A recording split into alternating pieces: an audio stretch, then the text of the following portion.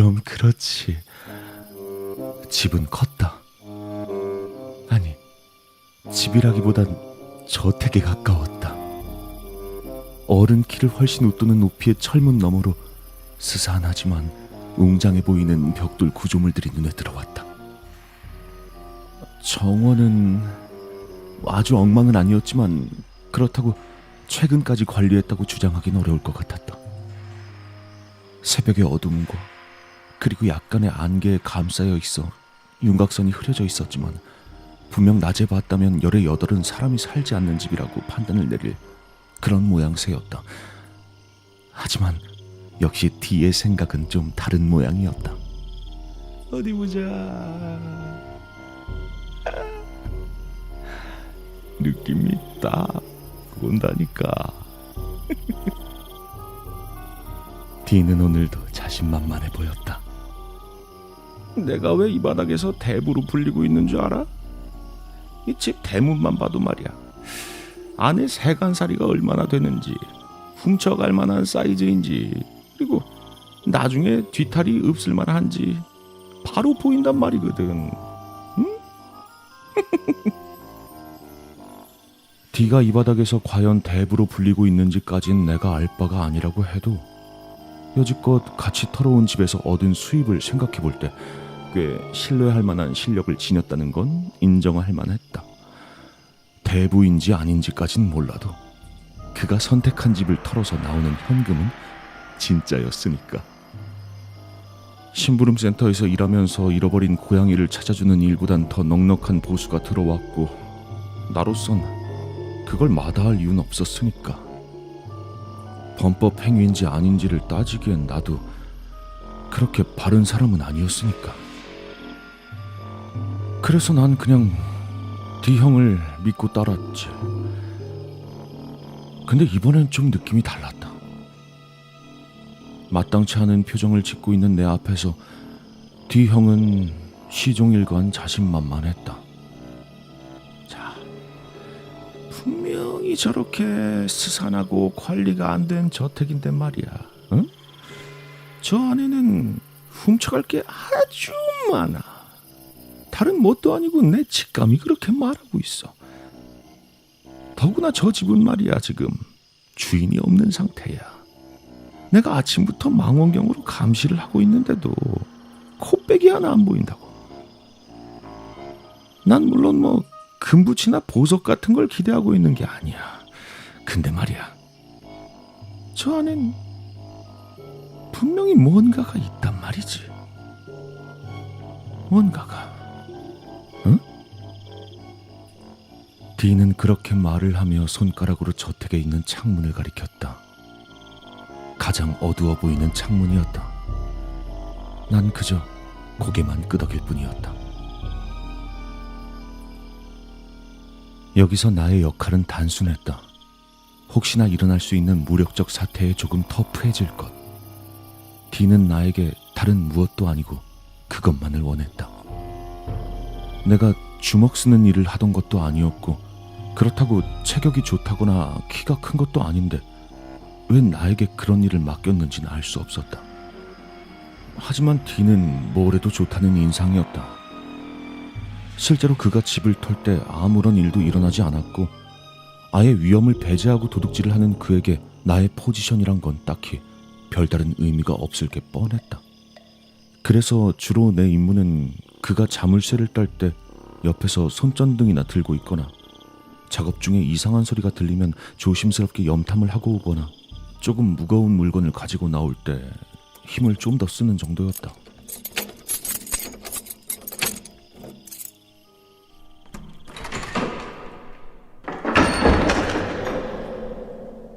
D가 현관문을 여는데 성공했다. 밤에 싸한 공기가 커다란 문 내부에 묵어있던 공기와 접촉하며 뭔가를 빨아들이는 듯한 소리가 났다. 어두웠다. 많이. 달빛이 거의 없는 밤이긴 했지만 문은 발을 들여놓기 꺼려질 정도로 빛을 차단하고 있었다. 안 들어와? 뒤를 따라 발걸음을 옮긴다. 굉장히 넓은 집이었다. 애초에 산중에 숨어있는 이런 고저택 자체가 일반인의 가택이라고 볼 수는 없을 것이다. 은퇴한 해외파 기업의 총수들이나 신흥 재벌이 아니라 뿌리부터 부가 내려온 묵직한 거부들의 느낌에 걸맞는 저택이었다. 아마 모럴한 기업이나 컴퓨터 관련된 사람이 구매한 건 아닐 것이다. 집은 거의 일제시대 때 고건축 느낌을 가지고 있었으니까. 어느샌가 눈이 어둠에 서서히 익어가고 있었다. 걷다 보니 회랑 양옆으론 수없이 많은 그림들이 걸려있는 게 보였다. 아마 문 입구부터 지금까지 쭉 걸려 있었던 것 같다. 그림은 하나같이 지독하게 뻔한 정경화들 뿐이었다. 그것들을 본 뒤는 코가 거의 닿을 듯이 그림을 관찰하다가 값이 나가지 못할 것으로 판단했는지 걸음을 계속 옮겼다. 그래도 대단했다. 입구부터 걸려있던 거였다면 적어도 100여 점은 넘는다는 얘기였으니까. 그런 생각을 하며 걷던 중에 갑자기 시야가 탁 트였다. 야트막했던 회랑이 갑자기 둥글게 넓어지며 커다란 응접실로 변했다. 높게 달려있는 창문으로 어설픈 달빛이 흘러들어와 먼지가 잔뜩 쌓여있는 벽난로와 고풍스런 가죽 소파가 눈에 들어왔다. 소파는 장정 10명이 앉아도 좋을 만큼 충분히 넓어 보였다. 그거 봐. 내가 뭐라 그랬어? 이 돈 냄새가 난다니까. 응? 그가 그렇다면 그런 거다. 아무튼 이번 집까지 틀리지 않는다면 7전 7승이니까. 그가 나에게 무전기를 건넸다. 자, 잘 들어. 응? 첫째, 응접실이나 각종 방의 바닥에 깔린 러그를 들춰볼 것. 금고가 있을 수 있으니까. 그리고 둘째, 그림이긴 한데 인물화이거나 혹시나 액자에 사진이 걸려있거든 액자를 빼볼 것. 역시나 금고가 있을 수 있으니까. 셋째, 값 나가는 물건이 보이면 즉시 내게 연락을 취할 것. 알겠지? 항상 하는 얘기지만 기본을 잘 지키자고, 기본을. 응? 난 그저 고개를 끄덕이고 그가 2층으로 올라가는 걸 지켜보았다. 내가 할 것이라고는 없다. 여지껏 털었던 집 모두 D가 찾아낸 금고나 보석류가 주 수입원이었다. 내가 기를 쓰고 뒤져봐도, 그러니까 정말로 백의 커버를 찢거나 액자를 내팽겨치거나 해봐도 소용없는 것을 D가 고개를 한번 갸웃거린 후 쓱 들춰본 러그 아래에서나 커다란 성경책 사이에서 금고나 혹은 현금이 다발로 발견되는 것이다. 어차피 D가 찾아낼 것이다. 담배를 꺼내 물었다.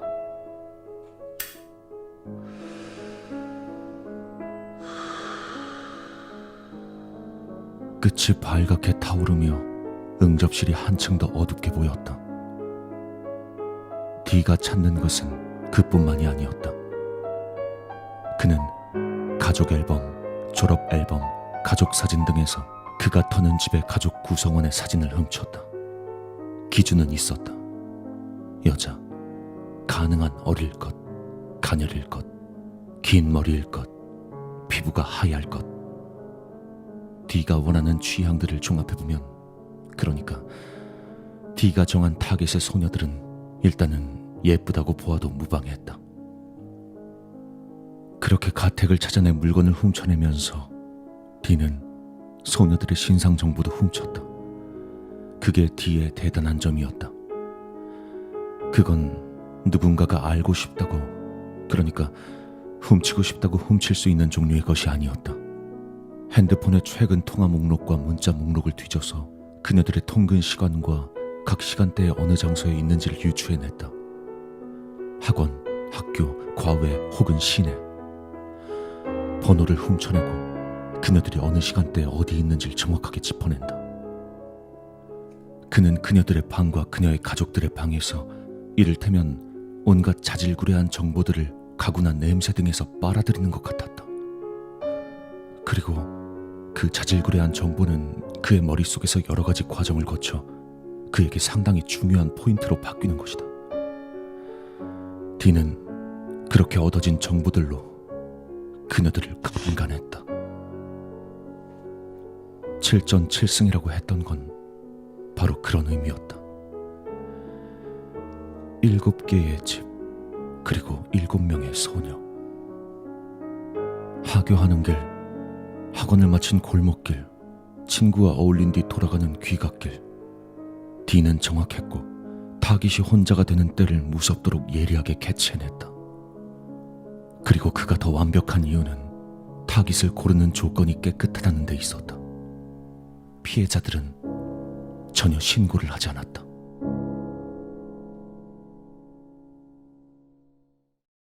난 말이지, 다 보여. 나한테 당하고서도 끙끙 앓다가 결국 아무 말도 못하고 입 다무는 여자들. 그런 부류들이 한눈에 들어와. 젊다기보단 좀 어려. 그리고 왜 보면 크면 예뻐질 것 같다는 애들 있잖아. 그리고 부모님이 뭐라고 한마디 하면 그러니까 나도 알고 있다니까 하고 귀여운 콧대를 세울 정도의 자신감이 깃든 살짝은 성숙한 어린애여야 해. 본인은 예쁘고 아마 더 예뻐질 것이지만 아직은 깨끗해. 자기가 남자랑 섞이는 건 아마 나중일 거라고 생각하고 있겠지. 그리고 어느 순간에 확 느껴지는 거야. 꽃잎이 말이야. 투명한 바닷물이 있는 지중해의 섬에서, 그리고 욕실엔 장미꽃잎이 떠있는 욕조에 단단한 몸을 가진 핸섬한 미래의 어떤 남자와 자연스럽고 합리적으로 섞일 생각을 하는 그 아이들이 길거리에서 말이야, 칼에 침이 있고 배설물 냄새가 나고 불량식품 껍질이 막 나뒹구는 그런 공간에서 그렇게 시작이 되고 말아버리면은 끝이 나는 거야. 이게 한국이란 나라의 고질병이야. 당한 여자를 더럽게 보는 시선 말이야. 그리고 알아? 내가 이 나라에서 배운 게 딱 하나야. 응? 딘은 그 말을 하며 앞니 사이로 침을 뱉었었지.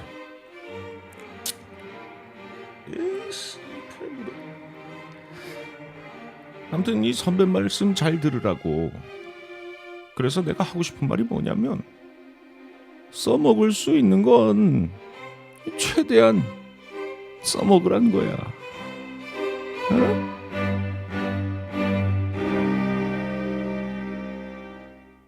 어쩌면 그는 금품을 터는 것이 아니라 그러한 자신의 기벽을 충족시키기 위해 가택털이란 형태의 범죄를 빌리는 것일지도 몰랐다. 아무튼 모든 행동의 주체와 기술의 근본은 D에게 있음에도 그는 절반이 넘는 금품에 의한 수입을 내게 주었다. 그의 목적은 돈이 아닌 소녀들이었다. 그리고 난 그것에 관해선 전혀 불만이 없었다.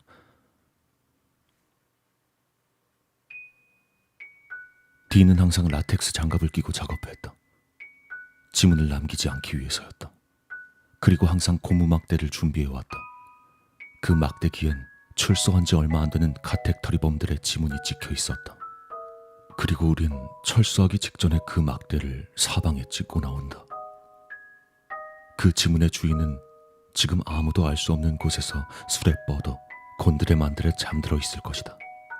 그것이 D와 나의 업무 처리 방식이었다. 약을 먹이고 술을 먹이고 아무도 모르는 허름한 여관방에 처박아둔다.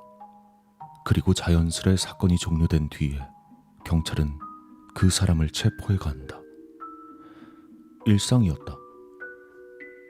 그리고 D는 항상 마무리를 하고 나올 때 스페어키 팩에 짐 열쇠의 모양을 찍어두고 나왔다. 한순간에 땅으로 떨어진 소녀들이 건강하게 다시 일상으로 자리 잡아가는 것을 보기 위해서. 그게 그 이유라고 했다. 그리고 그는 그것을 사진으로 남겼다. 난 배우지도 못했고 특별히 예술에 대한 감시관이 있다고 할 만한 정도도 못 된다. 하지만 그럼에도 불구하고 그 사진들은 아름다웠다.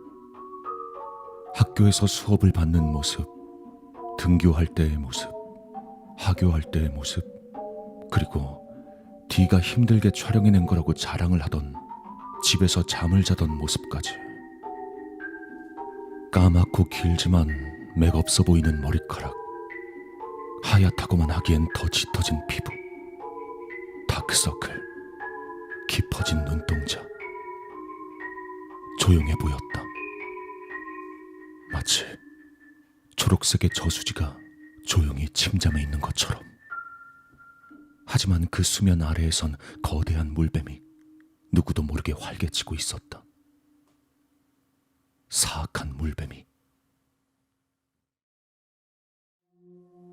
물을 휘젓고 있었다.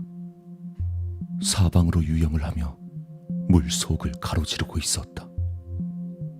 하얀 이마엔 옅게 땀이 나고 있었고 앞머리는 달라붙어 있다. 정리가 잘 되어 있지만 동시에 흐트러져 있었다. 그건 침범이었다. 파괴당한 것이고 아직은 도달하면 안 되는 공간에 침범한 이물에 대한 경계였다.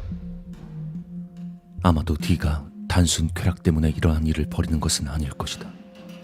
난 그가 이러한 일련의 행위를 벌이는 것을 자기 충족으로 받아들였다.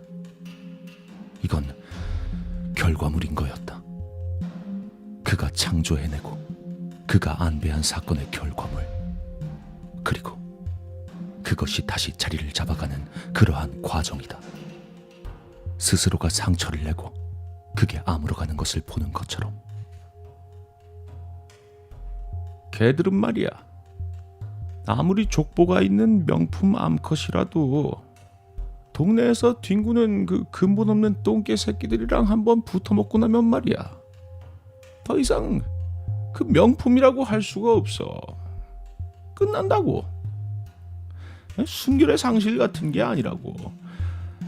그건 걔한테 가져다 붙일 만한 게 아니지. 그건 사람들이나 강조하는 그런 가치인 거지.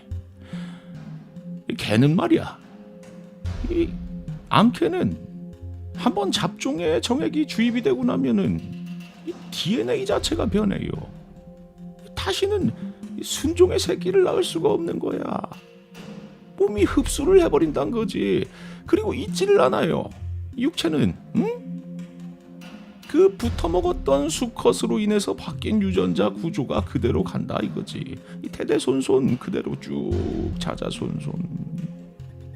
절대로 다시 완전해질 수가 없는 거야. 그래서 나도 남긴다 이 말이지.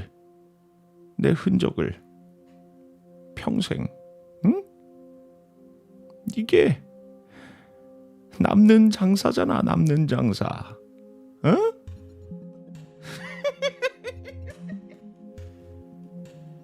무전기가 울렸다. 뭐 좀 찾은 거 좀 있어? 난 없다고 대답한다. 그가 이런 걸 물어볼 때면 이미 돈 될 만한 무언가를 찾았단 뜻이니까. 아니면 다음 타겟을 찾았다거나. 하지만 나를 위해선지 항상 돈으로 바꿀 수 있는 것들을 그는 먼저 찾았다.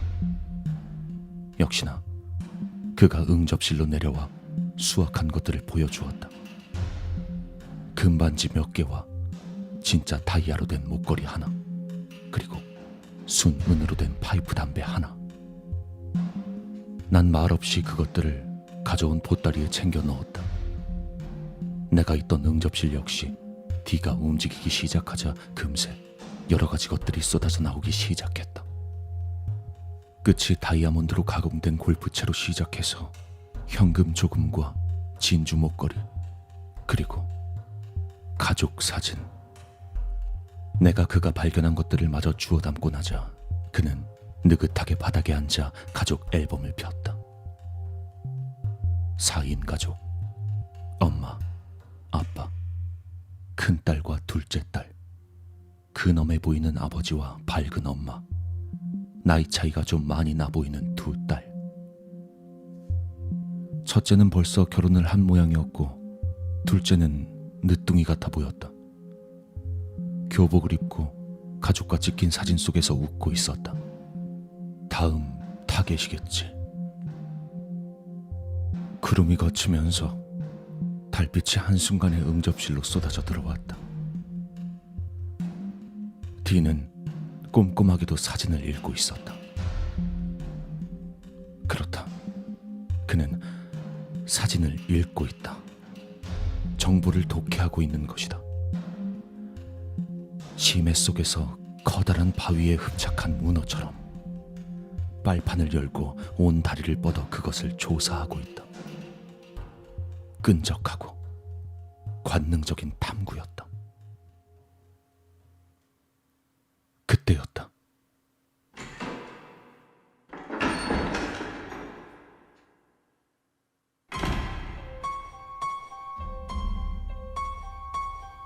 인기척이 들려왔다. 디는 몸을 바짝 긴장시킨 채 일어났고 난 처음으로 일어날지 모르는 무력 사태를 상상하며 불길하게 일어났다. 우린 지금 저택 응접실, 그러니까 1층에 있다. 하지만 말이 1층이지. 지지대가 높은 집이라 비스듬히 올라오는 복도를 통해 보면 2층에 가까운 높이였다. 뭐하고 서 있어? 확인해봐. 난 D의 말을 따른다. 응접실 중앙에 있는 커다란 조경 창문을 통해 우리 이후에 저택을 찾은 불청객이 누구인가를 확인한다. 그리고 D를 다시 쳐다본다. D가 의아한 표정을 짓는다. 그리곤 다가와 내 옆에 섰다. 머리카락은 곧고 길다. 밤의 어둠과 뒤섞여 있지만 그래도 긴 생머리란 것이 분별된다. 얼굴은 하얗고 작았다. 안개가 쌓인 밤에 한기로부터 보호하기 위한 회색 후드 집업을 입고 통이 좁은 청바지로 감싸인 두 다리가 저택으로 걸어 들어오고 있었다. 바로 이 집의 막내 D의 타겟이었다. D가 침을 삼킨다. 이런 경우는 또 처음인데. 난 어쩔 거냐고 묻는다. 일단 돈은 충분해. 장무라비한테 맡기면 작은 거 5장 정도는 나올 거야. 우리 사업 방면에선 이미 충분한 이익이 이루어졌어. 이제 문제는 내 개인적인 프라이버시다 이거지. 난 무슨 말인지 이해했지만 난 나대로 설득하려 했다. 이건 당신의 방식이 아니지 않느냐. 바로 이 집에서 그 짓이 이루어지면 잡힐 가능성이 높아진다. 우리가 준비한 지문의 잡범은 왼쪽 손가락 2개가 없는데 후에 저 소녀의 증언에서 사실이 엇갈릴 경우 여지까지 해왔던 모든 작업이 드러날 염려가 있다. 라고. 그런 건 걱정할 필요가 없어. 난 누가 뭐라고 해도 프로니까. 그냥 그 저열한 욕망에 사로잡혀서 여기저기 뿌리고 다니는 한심한 새끼들이랑은 근본적으로 다르다 이 말이야. 나한테 있어서 이거는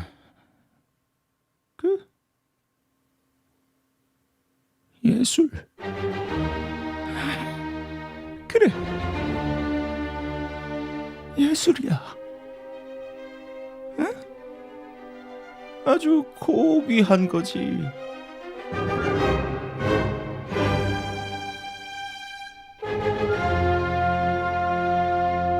허겁지겁 서두르다 일을 그르치고 사방에 흔적을 남기는 짐승들과 난 다르다고.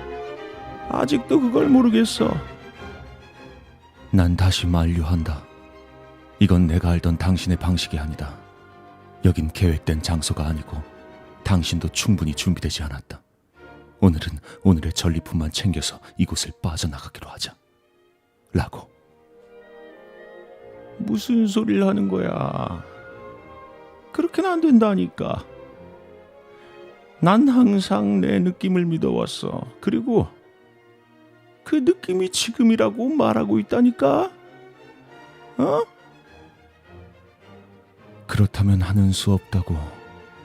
난 수긍한다. 어차피 이 팀의 리더는 내가 아니니까.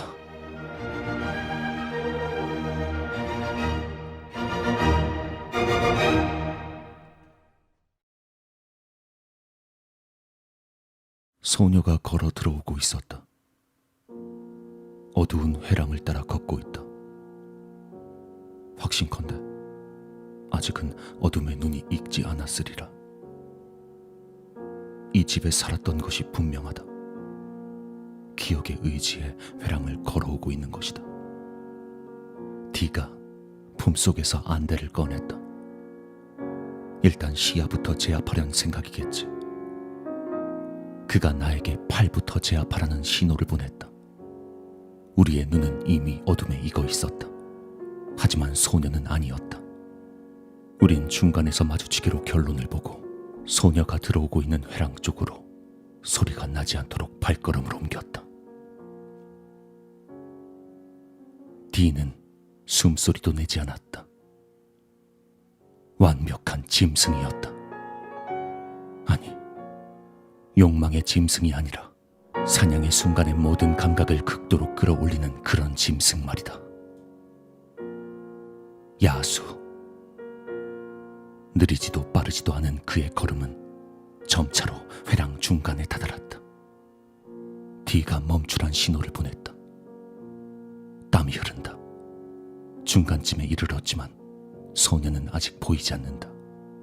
하지만 분명 접근하고 있을 것이다. 이곳으로 어둠 속으로 발을 디디며 천천히 오고 있을 것이다. 그가 흔적을 남긴 수많은 소녀들이 그랬듯 그녀도 본인이 그렇게 될 거란 사실을 전혀 모르고 있을 것이다. 불현듯 갑자기 그녀의 모습이 시야에 흐릿하게 떠올랐다. 천천히 걷고 있었다. 아담한 체구였다. 머리카락은 어깨에 닿을락말락했다. 커다란 눈, 어둠 속에서 한껏 확장된 동공이 여기저기를 두리번거리고 있지만 보이지 않는다. 작은 가슴, 가녀린 다리. 어두웠지만 알 수 있었다. 무르익기엔 아직 시간이 많이 남은 여자아이였다. D가 접근하기 시작했고 나에겐 따라오라는 신호를 보낸다. 그렇게 2미터 가까이를 접근하자 소녀가 멈춘다. 소녀의 동공이 정지한다. 그리고 우리가 서 있는 방향을 쳐다본다. 보이진 않지만 무언가를 느꼈겠지. 완벽하게 알아채진 못했더라도 조금은 알아챈 것이다. 그 자리에 서서 움직이지 않는다. 비명을 지르지 않는 것을 대단하게 생각했다. D는 소녀를 관찰하고 있다. 지척에서 5걸음 정도의 거리에서 주도 면밀하게 관찰한다. 그리고 접근하기 시작한다. 소녀는 얼어붙은 듯 꼼짝하지 않는다. 이제 손만 뻗으면 닿을 만한 거리였다. 그리고 난 계획대로 골프채를 휘둘러 D형의 뒤통수를 내리쳤다.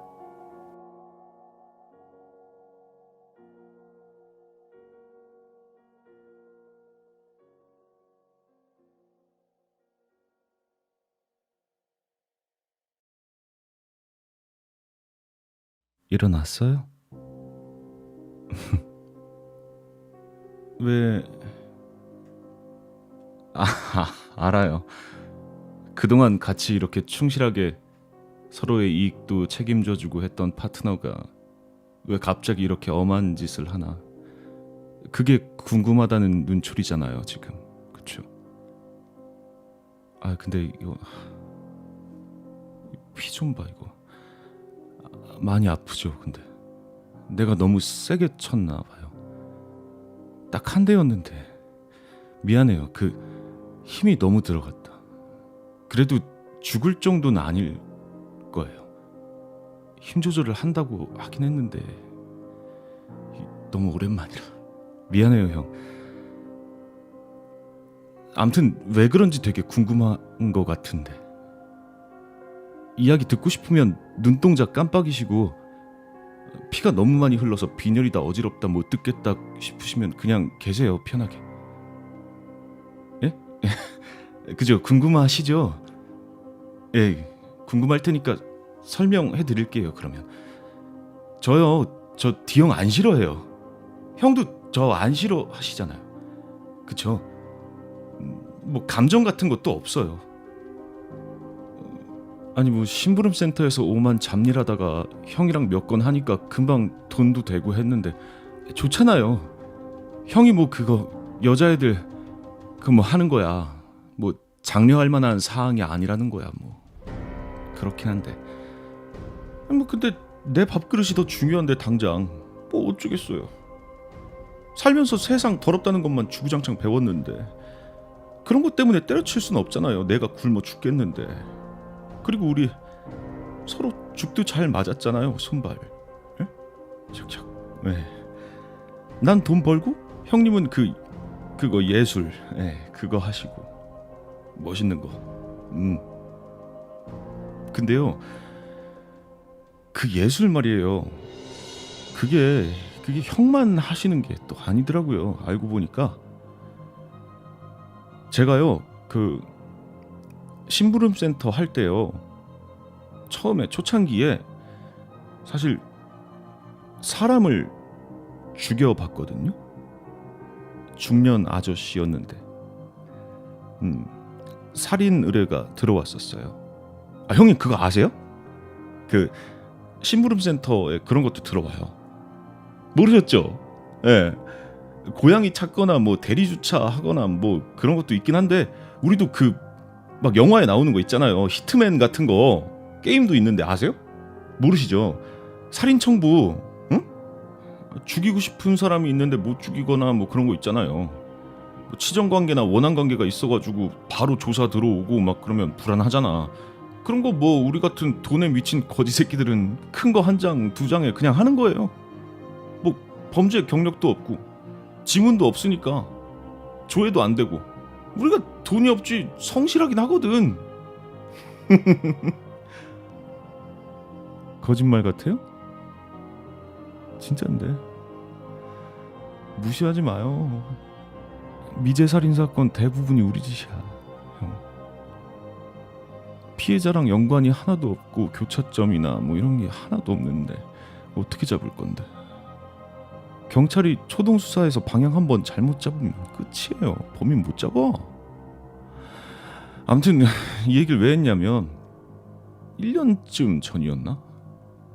내가 사람을 죽였어요. 죽였는데 죽여놓고 시체를 가만히 들여다보는데 너무 궁금한 거예요. 이 배 나오고 기름기 좔좔 흐르는 대머리 아저씨를 왜? 누가? 대체 왜 죽이라고 했을까? 처음 사람 죽이고 담배 하나 피면서 손가락 덜덜 떨리는 거 진정시키고 보니까 그게 그렇게 궁금해지대요. 형 알잖아요. 나 궁금한 거 못 참는 거. 그래서 그냥 밤에 센터 바로 가갖고 문 따버렸죠. 찾아봤어요. 안 되는 게 어딨어요, 대한민국에. 근데 이게 진짜 딸인 거야, 딸. 에? 형.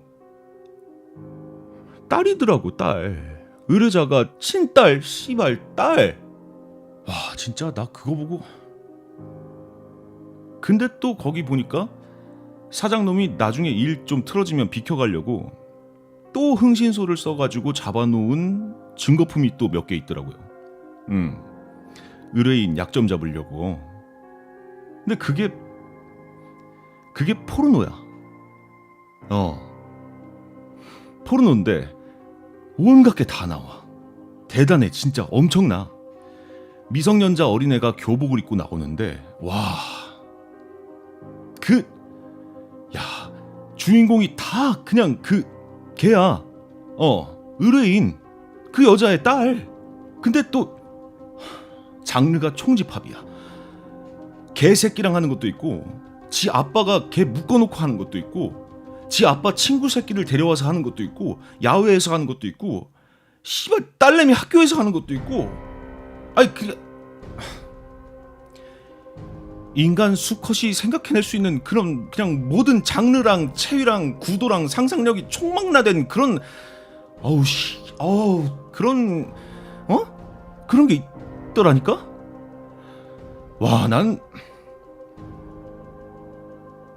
그래요. 그래서 내가 좀 죄책감이 조금은 있었거든. 근데 그냥 죽일 만한 놈이었구나.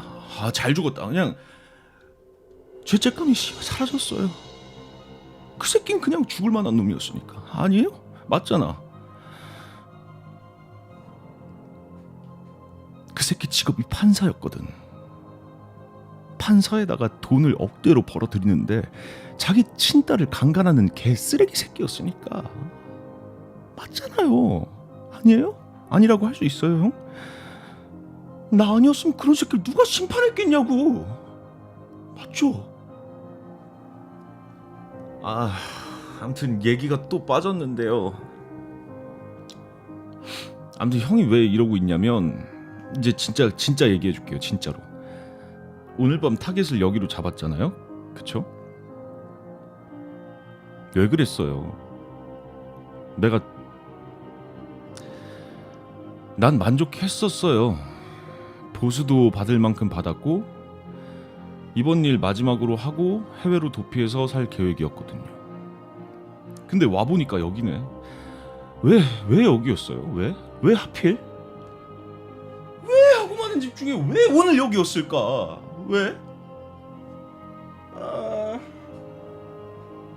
내가 서재에서 그 판사님 야구바따로 갈비뼈 부수고 무릎뼈 부수고 손가락 부수고 어깨 부수고 해서 마지막에 그 꼴통 박살내달라는 그 세세한 지령까지 칼같이 다 지켜낸 이 집. 아니 쳐다만 봐도 짜증나는 이 집을 왜 정해가지고.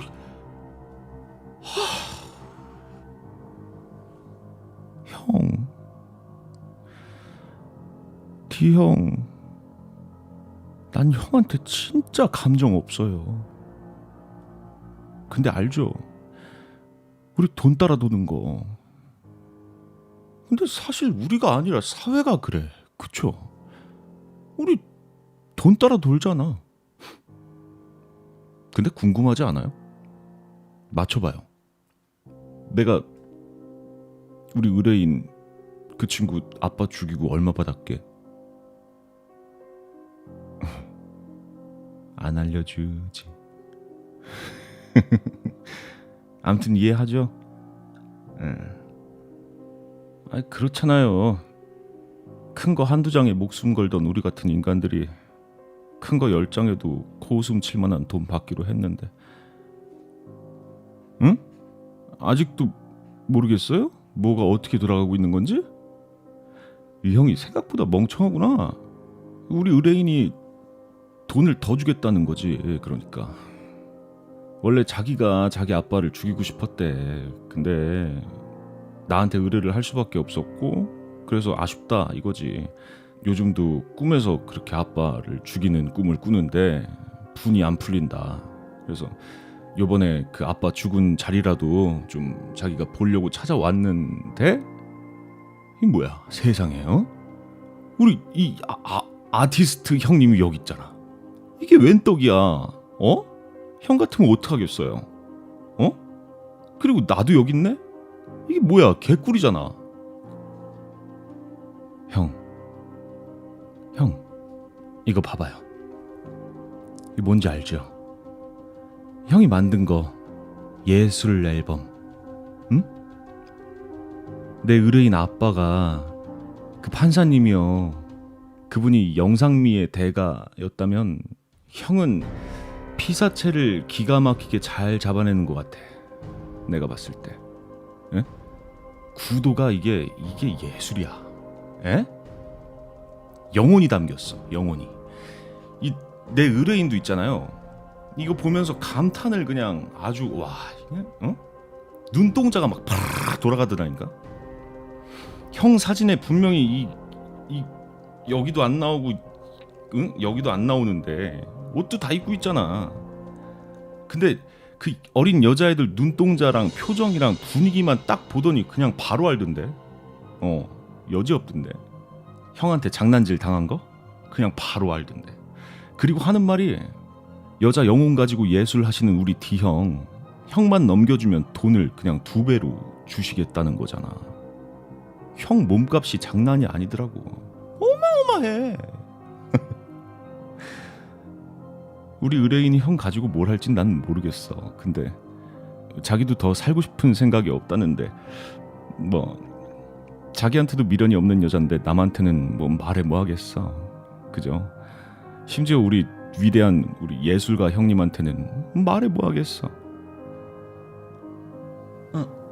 저기 오시는 것 같은데? 형, 나 가볼게요 이제. 형이 보자.